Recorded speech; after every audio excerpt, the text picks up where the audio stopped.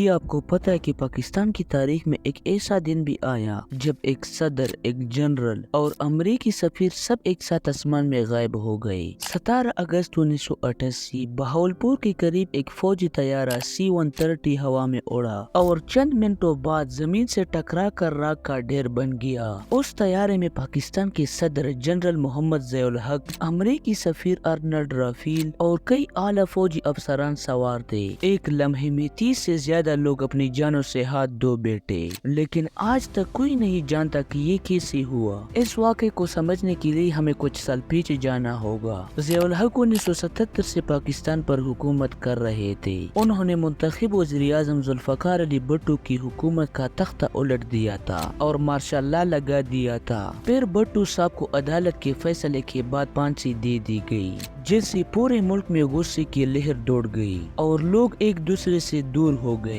مگر کہانی صرف اتنی ہی نہیں تھی۔ اس وقت دنیا میں بہت بڑی لڑائی چل رہی تھی۔ سوویت یونین نے 1979 میں افغانستان پر حملہ کر دیا تھا اور امریکہ افغانستان کے خلاف لڑنے کے لیے پاکستان کی مدد لے رہا تھا۔ ضیاء الحق امریکہ کے ساتھ مل کر افغان جنگ میں شامل تھے اور یہی وہ چیز تھی جس نے انہیں بہت طاقتور بھی بنایا اور بہت سارے دشمن بھی دیے۔ اور اب آتے ہیں اس دن کی طرف جس نے سب کچھ بدل دیا۔ 17 اگست 1988 کی صبح بالکل عام دن کی طرح شروع ہوئی۔ ضیاء الحق بہاولپور میں ایک ٹینک کی نمائش دیکھنے گئے تھے۔ امریکی سفیر ارنلڈ رافیل اور فوج کے بڑے جرنیلز بھی ان کے ساتھ تھے۔ سب نے ٹینک دیکھی، کھانا کھایا اور پھر واپسی کے لیے C-130 ہرکیولس طیارے میں بیٹھ گئے۔ یہاں تک تو سب کچھ ٹھیک تھا، لیکن اگلے چند منٹوں میں جو ہونے والا تھا وہ پاکستان کی تاریخ کو ہمیشہ کے لیے بدل دینے والا تھا۔ دوپہر کے وقت طیارہ اڑا۔ پائلٹ بہت تجربہ کار تھا، موسم صاف تھا اور طیارہ بالکل ٹھیک حالت میں تھا، لیکن پھر کچھ ایسا ہوا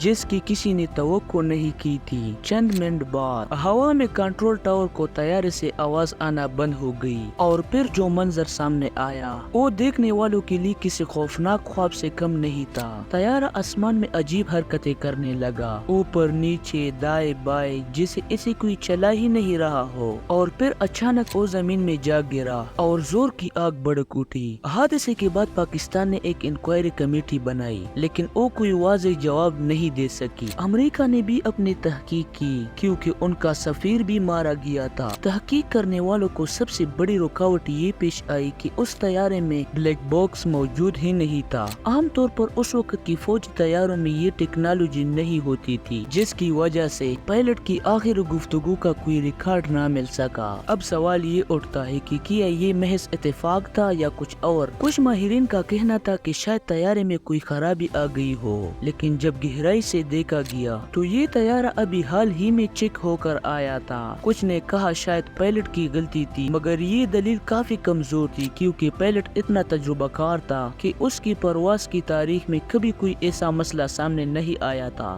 جیسے جیسے تحقیق آگے بڑھی ویسے ویسے کہانی مزید پیچیدہ ہوتی گئی۔ بہت سے لوگوں کو یقین تھا کہ یہ کوئی حادثہ نہیں بلکہ منصوبہ بند قتل تھا، اور اس یقین کے کچھ ٹھوس وجوہات بھی تھے۔ تحقیقاتی ٹیم کو ملبے میں دھماکہ خیز مواد کے ذرات ملے اور یہ تھیوری سامنے آئی کہ ملبے میں آم کے باکس ملے جن میں زہریلی گیس یا بم چھپا ہوا تھا۔ ایک اور تھیوری یہ سامنے آئی کہ شاید طیارے کے کنٹرول سسٹم میں کوئی خرابی پیدا کی گئی ہو جس کی وجہ سے پائلٹ طیارے کو سنبھال نہیں سکا، اور پھر آئی وہ رپورٹ جس نے سب کو ہلا کر رکھ دیا۔ امریکی خفیہ ایجنسی FBI کو بھی شروع میں تحقیقات سے دور رکھا گیا، لیکن جب وہ شامل ہوئی تو انہوں نے بھی اشارہ دیا کہ اس حادثے میں سازش کی نشانیاں موجود ہیں۔ لیکن جو چیز سب سے زیادہ حیران کن تھی وہ یہ تھی کہ انہوں نے بھی یہ نہیں بتایا کہ اصل میں کیا ہوا، اور یہی سے کہانی اور بھی گہری ہو جاتی ہے۔ کچھ لوگوں کا کہنا تھا کہ سوویت یونین کا ہاتھ تھا کیونکہ ضیاء الحق ان کے خلاف افغانستان میں لڑ رہے تھے۔